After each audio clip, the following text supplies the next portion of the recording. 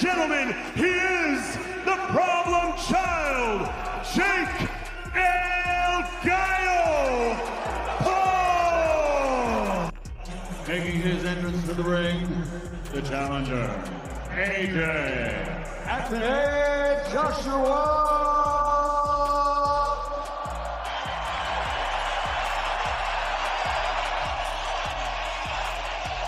MMA striking coach, man I've known for over 20 years. And our unofficial scorer, Sean Wheelock, gave the opening round to the returning legend. Here we go, live. A close fight, so you don't want for AJ not having all his own. I think both guys actually take their own. Watching too. Body by Paul. There's the left hand. Got it fairly wide, haven't you, Carl? I know Tony Bellew has too. I've seen Anthony Joshua so fast. Left, right, comes to it. His age, yeah, he's been pretty busy. Look at him. Anthony Joshua. The Joshua with the right hand. Left for the guard. Oh, good uppercut there. This heavyweight collision unfolded like watching pressure build in real time. The type of fight where tension sits heavy in the air and every exchange carries weight that you can actually feel. Anthony Joshua, as we all know, never been down, amateur or pro. But there's some it's those a lazy jab. That's what you want. Nose, silver. Very loose. Right from the first bell, Jake moved with that loose energy, staying light on his feet, snapping quick shots, working to set his own tempo and show everyone he earned his spot in there. Joshua, meanwhile, carried himself with that patient heavyweight presence, composed and calculated, letting the action develop naturally rather than forcing anything. Landing this jab right there that really knocked Jake back. And we see that only one big shot, 2 points. Matching with a right hand. So a lot of focus on Joshua's. We'll find a pretty busy pace. Should have the crowd like that. Traction, the glamorous. Looks in control, but up close as he tries the uppercut. Those opening rounds played out like a tactical puzzle wrapped in leather gloves. Jake kept moving, switching angles, looking to break up AJ's timing while Joshua controlled distance with subtle footwork, reminding everyone just how quickly space disappears when you're facing a true heavyweight. The round started building momentum with crisper exchanges, physical battles in close quarters, and this grinding mental warfare that replaced any early fireworks. Left hook there. First ball out of there. Combination from Silva. Oh! Another jolting right hand sends Joshua down. Anthony Joshua floored and hurt here in the 6th round. The atmosphere shifted every time Joshua set his stance, and you could watch Jake dig deeper whenever that heavyweight pressure mounted, staying composed, never showing panic, never backing down. Somewhere around the middle rounds, this transformed into something special, less about proving points or playing narratives, more about surviving the storm, managing exhaustion, and making smart decisions when everything's on the line. Both men stayed disciplined, both refused to break, and each round became this real-time examination of heart versus seasoned craft. Very loose. To play a part in this. Landing this jab right there that really knocked Jake back. And we see that only one big shot, 2 points. Matching with a right hand. So a lot of focus on Joshua's. We'll find a pretty busy pace. Should have the crowd like that. Traction, the glamorous. Looks in control, but up. Down the stretch, you could read the story in their breathing, their movement, their sheer determination, with each fighter leaning on mental strength just as much as physical tools. No wild swinging, no desperate moves, just controlled violence, where ambition met heavyweight truth, leaving everyone on their feet not because of one explosive moment, but because the entire fight posed questions that only boxing can ask and demanded we all stick around for the resolution. When you're in that ring, it's a dangerous place to be and anything can happen. And you hope your opponent leaves the ring safely, but if they don't, you know, you still have to go to bed at night knowing that you just done your job. It wasn't personal. I mean, yeah, look, I mean, it is a big task, but I mean, if this fight were 14 months ago or whatever, however many months ago you had the belt, then when I win, it would have been me becoming the heavyweight champion of the world. So you would have beat me for the belt. And you claim you're better than Tyson, all these people. So I mean, we'll see. Before a single punch landed, the weigh-in numbers painted their own picture, quietly previewing the entire narrative that would play out later. Anthony Joshua hit the scale at 243.4 pounds, looking sharp, focused, and purposeful. Not overdone for the cameras, but constructed exactly like a heavyweight who knows precisely what his frame needs to handle 12 demanding rounds. 243.4. 243.4. 243.4, Mr. Anthony Joshua. 243.4. I'm gonna need all media to scoot back this way, guys. All media, scoot back. Security, help me out. Zero wasted motion, zero drama, just that recognizable aura of someone comfortable managing size, power, and pressure simultaneously. That weight told you Joshua had fine-tuned himself for control and longevity, substantial enough to dictate physical terms, yet balanced enough to operate with patience rather than desperation. This wasn't about making statements, this was about arriving ready for serious business instead of entertainment, understanding that in heavyweight boxing, structure and steadiness count just as much as knockout power. Ladies and gentlemen, Anthony Joshua, Jake Paul.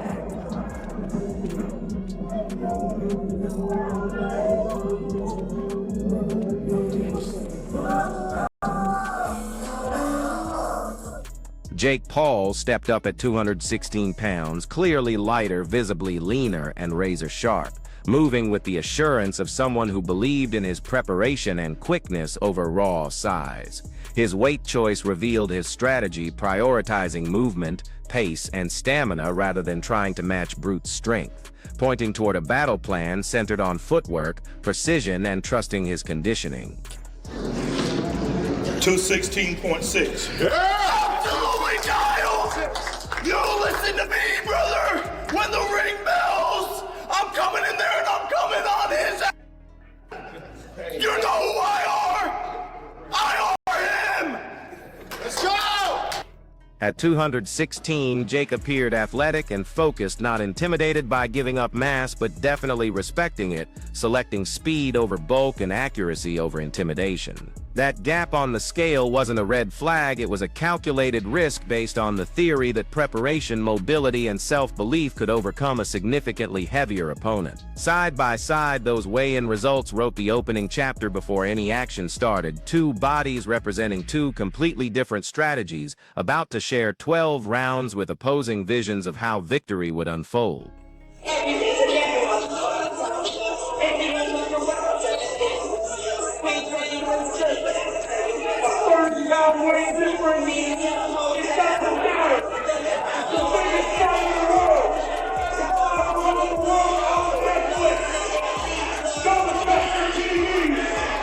Fresh off those scale numbers, making it clear we had a heavyweight puzzle on our hands, AJ took the microphone and essentially told everyone to quit mistaking his respect for weakness.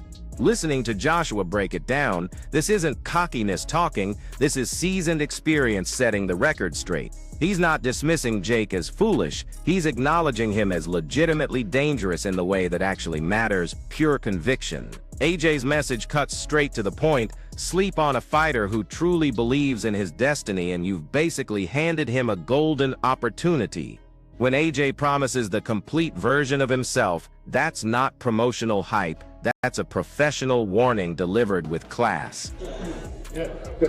Look, an amateur coming into the game with no experience, he's taking on some good names.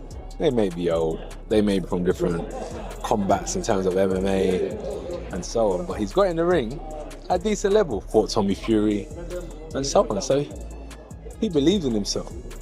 I take it seriously, I respect it. Yeah, but that levels, come on AJ. Zero babysitting, zero exhibition rounds, zero influencer accommodations, just a systematic heavyweight executing what heavyweights are built to do. His explanation hits different too, like a master craftsman rather than a street brawler. Knockouts don't just happen randomly, they're constructed methodically. You don't chase them desperately, you develop them patiently. When he mentions maintaining integrity, that's the detail Jake supporters might overlook. AJ isn't positioning himself as good guy or bad guy, he's committing to handling business properly because this sport punishes anyone taking shortcuts. The fact that you've been Olympic champion, two-time world champion, are you going to have to carry him to make it a spectacle? Or is he going to get the full, AJ? The full. The full. I've never gone in there and knocked someone out within 10 seconds. There's a methodical process to knocking someone out. But if the opportunity presents itself, I'm not planning on carrying Jake for 1 second more than I have to. Sure, he acknowledges the knockout conversation with that knowing smile, because honestly, all of us watching understand exactly why boxing captures attention when fists start connecting. This wasn't AJ promoting brutality, this was AJ refusing to dilute his approach. At 43 pounds, carrying power in both hands with zero intention of holding back, he sounds like someone who understands his identity completely, recognizes what's demanded of him, and appreciates how narrow the gap becomes between show business and genuine combat. Trust this, when a heavyweight communicates this smoothly, this directly, this without apology, that's your cue to stop doubting and start taking notes. But are saying, AJ, they want you to win by knockout. What do you make of that? People here in the States as well. I love him. That's what we gotta do. That's what we're supposed to do. From the days of watching Mike, whether it's Foreman, Shavers, why do people love boxing? They don't love it from fighters that box 12 rounds and look great technically. They want to see people getting knocked out.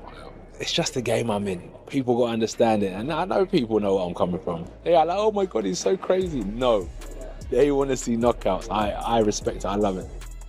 Right after AJ delivered that calm heavyweight wisdom, Jake Paul grabbed his turn, sounding like someone who'd already rehearsed his victory speech in the mirror. Hearing Jake lay out his mindset, this captures everything about his approach, part visualization guru, part movie protagonist, completely convinced fate cleared its schedule for his breakthrough moment. He's not shaken, he's not hurried, he's speaking like this entire scenario was already highlighted in his journal months back. Whether you buy into it or not, that level of certainty becomes a weapon because it doesn't shatter under pressure. When Jake mentions seeing things others miss, I actually get it, not because his vision is accurate, but because that type of belief system makes you step into chaos with a grin. To be brutally honest, not many of them are rooting for you. Some have said to me, he's deluded. What would you say to them? I know you got him picked, like that's what it is, you know, of course, people don't believe in me, they don't see what I can do, they're not in the gym with me, so I don't blame them for having that opinion and thinking that this is a crazy fight for me, but I see something completely different that no one else sees, and they're gonna get to see it in roughly 24 hours. The coffee shop reference, classic Jake, cheesy and strategic but somehow sticky in your memory, and that's him trying to transform anxiety into familiarity, shrink a towering heavyweight down to just another supporting actor in his personal documentary. His talk about managing nerves through meditation, controlling breathing, releasing tension, that's not panic talking. That's game planning disguised as wellness content. Mock it if you want, but you can't dismiss it. I appreciate how he casually waves off the fake fight speculation too, like everyone needs to chill because this is actual reality, not streaming entertainment, while simultaneously performing like the universe is about to reorganize itself around his storyline. What would it mean if you pulled this off? Yeah, when I win tomorrow, I mean, it's gonna be an incredible moment, but at the same time, I know that it's coming, so I'll be very happy, and it'll, you know, shock the world. People will, you know, the world will be turned upside down, but at the same time, it'll just be proving myself right, and I will be the, you know, face of boxing, the king of boxing, and just continue from there into more big fights. Here's what we have to acknowledge. Jake isn't pretending this will be simple, he's labeling it the biggest challenge he's faced, and that honesty somehow amplifies the confidence even more. He's not being careless, he's being decisive. Whether that conviction survives the opening exchanges remains to be seen, but approaching a situation like this with humor, controlled breathing, and zero apparent intimidation signals one clear message. Jake Paul might be swimming in deep waters, but he's diving in standing tall, grinning wide, and absolutely certain this story concludes exactly according to his script. In boxing, belief alone doesn't determine outcomes, but it definitely makes things interesting. When everything's settled, this played out less like a standard boxing match and more like an examination of what really matters when pressure meets preparation in the squared circle. One corner brought years of seasoned discipline and measured composure, while the other arrived fueled by unwavering confidence, clear vision, and complete comfort in unfamiliar territory.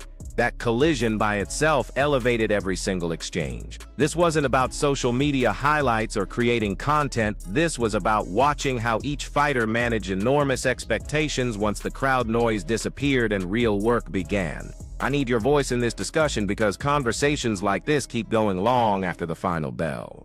Did experience control the narrative, or did pure belief push boundaries further than anyone predicted? Share your perspective in the comments, debate it with respect, and if Boxing Headquarters is your spot for real fight analysis, hit that like button, share this with your crew, and subscribe for more. Catch you next time.